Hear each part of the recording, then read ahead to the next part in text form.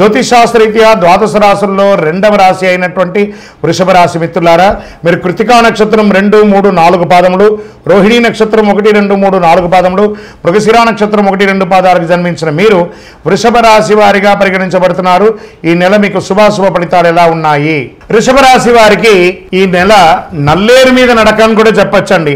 కుటుంబంలో వివాహం జరిగే అవకాశాలు, శుభ కార్యక్రమాలు లేదా సంతాన భాగ్యం కలిగే అవకాశాలు, సీమంతము, బారసాలు లాంటిది జరిగే అవకాశాలు ఉన్నాయి. ఇతరుల వివాదాల్లో తలదూర్చకండి. విదేశీయానానికి వెళ్ళేటప్పుడు మీ యొక్క డాక్యుమెంట్స్ అంతా కరెక్ట్గా తీసుకొని వెళ్ళండి. మాస ద్వితీయంలో లాస్ట్లో కొంచెం ఇబ్బంది వచ్చే అవకాశాలు ఉన్నాయి. ఆరోగ్యం బాగా పెరుగుతుంది, కానీ రక్తపోటు సంబంధించినటువంటి సమస్యలు ఉన్నాయి కాబట్టి జాగ్రత్త. షేర్ మార్కెట్ చాలా బాగుంది. లాంగ్ టర్మ్లో పెట్టండి, కానీ ఈ స్పెక్యులేషన్లో, ఇంట్రాడేలో, ఈక్విటీస్లో, ఆప్షన్స్లో అంతా పెట్టకండి. వ్యవసాయదారులకు చాలా బాగుంటుంది. మీడియా, ఐటీ రంగం వారికి చాలా బాగుంటుందండి.